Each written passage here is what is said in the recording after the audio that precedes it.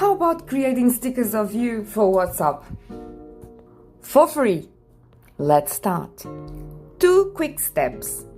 First, download TuneMe for free. You can explore it. It has so many amazing tunes you can use on your photos. But let's choose stickers.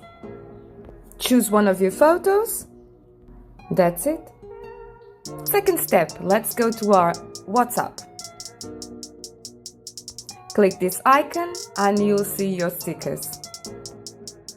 Yes, that easy. So if you like this video, do check out my tutorials because I have a lot of amazing AI free tools for you and your projects. So if you like the videos, do like, subscribe and hit that notification button so that I can keep on bringing you the best free tools for you and your projects. Thanks so much for watching. Bye bye for now.